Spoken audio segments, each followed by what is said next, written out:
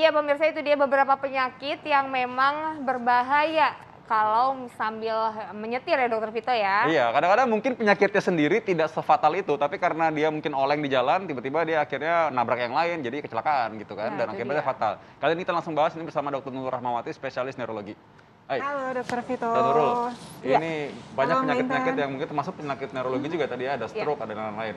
Iya, Oke, Intan, benar. langsung. Fakta atau mitos? Nah dokter, ini Apa tuh? banyak sekali fakta dan mitos yang beredar ya dokter di luaran. Karena kan beberapa tadi kita udah sempat lihat tayangannya. Ada Iya. orang-orang yang memang justru malah kenapa-napa saat dia mengendara. Nah Benar. dokter, ini fakta atau mitos dokter? Orang dengan penyakit epilepsi sebaiknya tidak mengemudi. Ini fakta atau mitos? Ini fakta. Fakta. Iya, beberapa penelitian, sayangnya di Indonesia ini belum ada penelitian tentang ini ya. Tapi beberapa penelitian itu epilepsi menyebabkan kecelakaan sekitar 4%. Dan 15%-nya itu cukup fatal gitu. Nah, bagaimana apa yang boleh dan tidak, nah itu sebenarnya ada persyaratannya. Beberapa negara itu memiliki persyaratan berbeda. Misalnya di India itu kalau pasien dengan epilepsi itu tidak boleh nyetir sama sekali. Nah di beberapa negara lain misalnya di Australia itu pasien bebas kejang 6 bulan itu masih boleh menyetir tapi didampingi. Kalau di Indonesia sendiri persyaratannya adalah bebas kejang 2 tahun, kemudian tidak ada epileptiform pada EEG-nya. Jadi pasien tersebut harus di EEG, kemudian kalau memang nggak ada gambaran epileptiformnya, gelombang gitu ya, gelombang yang abnormal, nah itu boleh, pasien boleh nyetir, seperti itu. Oh, nah. Tapi beda lagi kalau untuk pasien-pasien yang menyetirnya itu kendaraan umum. Nah ini nggak boleh sama sekali, karena akan membahayakan banyak orang. Oh itu benar-benar. Iya. EEG tadi itu rekam otak maksudnya ya, untuk melihat Iya. gelombang otak. Kalau misalkan ada gelombang yang tidak normal yang menggambarkan potensi ada terjadi kejang-kejang, maka harusnya nggak boleh. Kalau di Indonesia 2 tahun berarti ya? Benar, kalau tahun, Indonesia oke. 2 tahun. Nah dok, epilepsi ini penyakit syaraf ya dokter ya? Iya, epilepsi itu penyakit saraf. Kalau kita ketahui ini kejang-kejang.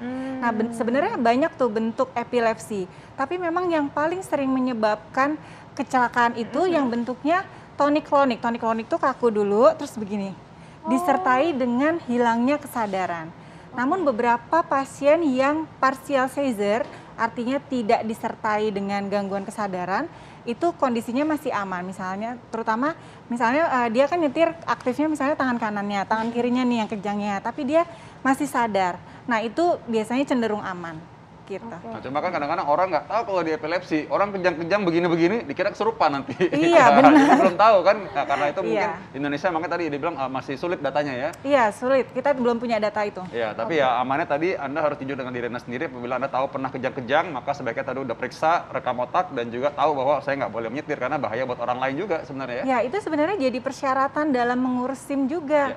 Nah, harusnya sih orang-orang di bagian SIM itu sudah tahu tuh persyaratannya apa aja. Makanya sarannya jangan nembak SIM tuh.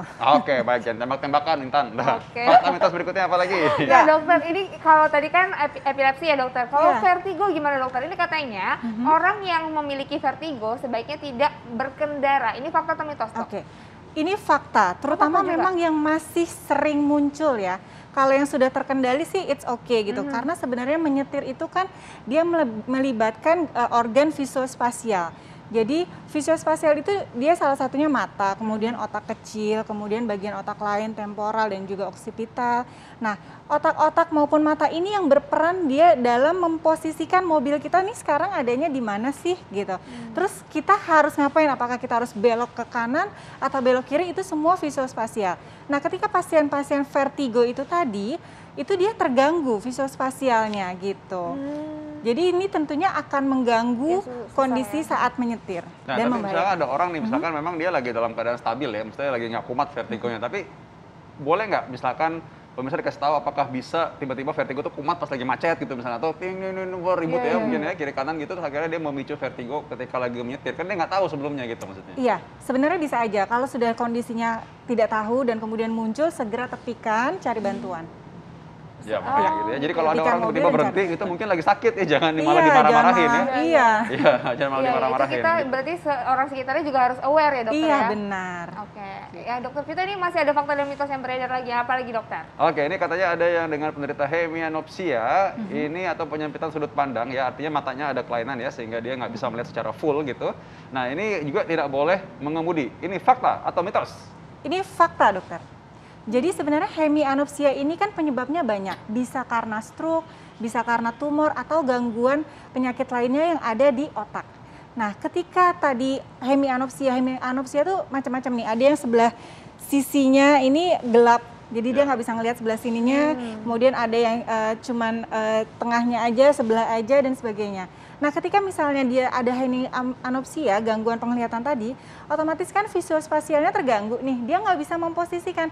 Dia mau melihat kaca spion, apa itu kan jadinya susah. Nah, memang sarannya tidak diperbolehkan gitu. Nah, ini karena mungkin sebenarnya nggak usah menyetir juga, lagi jalan biasa juga udah terganggu. Iya, jalan biasa aja bisa nabrak pintu orang, dan ya. Jadi sebagainya, apalagi bawa kendaraan gitu. Nabrak orang jangan diomelin langsung ya, siapa tahu lagi sakit gitu. Iya, benar. Ya tadi hemianopsia itu ada yang sebelah, ibaratnya kalau kita lihat itu pintu, dia cuma lihat pintu kebuka cuma sedikit gitu. Iya. Sebelah kiri kanan gelap tuh. Nggak kelihatan tuh, gelap dia. Jadi kalau ada pasien yang sering nabrak-nabrak pintu dan sebagainya, itu harus diwaspadai. Bisa aja hemianopsia. Ada namanya tahun-tahunnya, ada namanya tes lapang pandang mata Ya, Dan benar. juga nanti kalau ke dokter neurologi tersaraf bisa periksa yang lain-lain lagi. Apakah ada kelainan tadi di tumor di otak misalkan atau pernah stroke lama misalnya ya. Oke, ternyata memang banyak sekali kondisi-kondisi yang banyak kita nggak tahu. Ternyata memang itu tidak boleh berkendara atau dapat mengganggu ya. Nanti kita akan bahas lagi ada penyakit apa lagi yang tidak boleh berkendara sesaat lagi. Tetap bersama kami di Hidup Sehat. Sehat.